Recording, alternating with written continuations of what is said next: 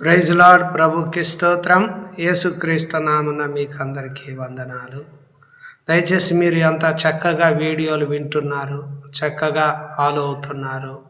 అందును బట్టి మిమ్మల్ని ఎంతగానో ప్రభువుని బట్టి మిమ్మల్ని బట్టి ఆనందిస్తున్నాం. దయచేసి ఈ వీడియోను మొదటి నుండి చివరి వరకు వినాలని, విన్న తరువాత మీ అభిప్రాయాలు కామెంట్లో తెలియజేయండి. వీడియో నచ్చినట్లయితే లైక్ చేయండి. వీడియోని ఇతరులకు షేర్ చేయాలని, సబ్స్క్రైబ్ చేసుకోవాలని ప్రభు పేరట కోరుకుంటున్నాను. దేవుని వాక్యం ఏమంటుందంటే మత్తయి సువార్త 13వ అధ్యాయములో 19వ వచనం, విత్తువాన్ని గూర్చిన ఉపమాన భావం వినుడి. ఎవడైనను రాజ్యమును గూర్చిన వాక్యం వినియు గ్రహింపక ఉండగా దుష్టుడు వచ్చి వాని హృదయములో విత్తబడిన దానిని ఎత్తుకొని పోవును. త్రోవ పక్కన విత్తబడిన వాడు వీడే అంటాడు. ఇక్కడ రాజ్యమును గూర్చిన వాక్యము వినియు గ్రహింపక ఉండగా అన్నాడు. అంటే దేవుని రాజ్య మర్మాల గురించి ప్రభువు శిష్యులతో అంటున్నాడు.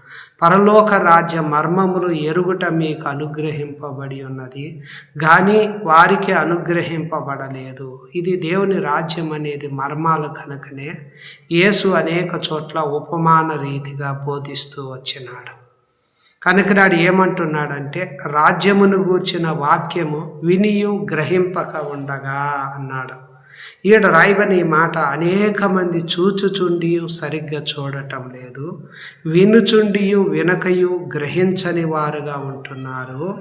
అనేక ప్రవక్తలు నీతిమంతులు చూచు వాటిని చూడగోరియు చూడకపోయినారు, వినగోరియు విను వాటిని వినగోరియు వినకపోయినారని చెప్పినాడు. మరియు ప్రభు ఏమంటున్నాడంటే ప్రజలు కన్నులారా చూచి చెవులారా విని హృదయముతో గ్రహించి మనసు తిప్పుకొని నా వలన స్వస్థపరచబడకుండునట్లు వారి హృదయము కొవ్వినది, వారి చెవులు వినుటకు మందములైనవి, వారు తమ కన్నులు మూసుకొని ఉన్నారు గనక మీరు వినుట మట్టుకు విందురు గాని గ్రహింపనే గ్రహింపరు, చూచుట మట్టుకు చూతురు గాని ఎంత మాత్రము తెలుసుకోరు అన్నాడు. కనుకనే ఇక్కడ కొన్ని శిష్యులను ఉద్దేశించి యేసు ఏమంటున్నాడంటే మీ కన్నులు చూచుచున్నవి గనక అవి ధన్యములైనవి, మీ చెవులు వినుచున్నవి గనక అవి ధన్యములైనవి అంటున్నారు.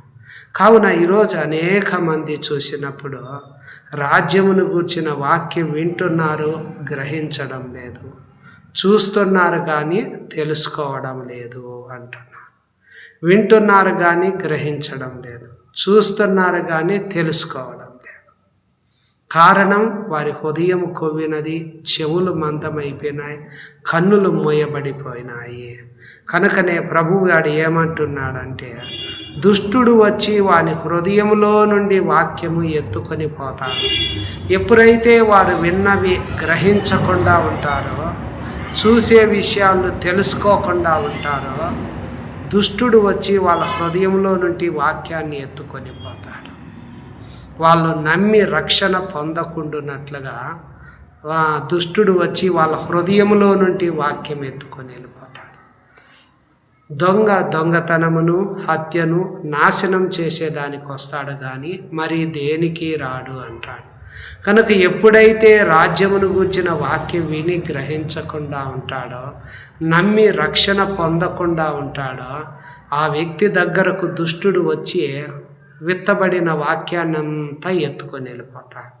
కనుక ఎప్పుడైతే మనము వాక్యాన్ని విని గ్రహిస్తామో, తెలుసుకుంటామో, అప్పుడు ఏం జరుగుతుంది తెలుసా? మనకి ప్రభువు రక్షణ కలిగిస్తాడు.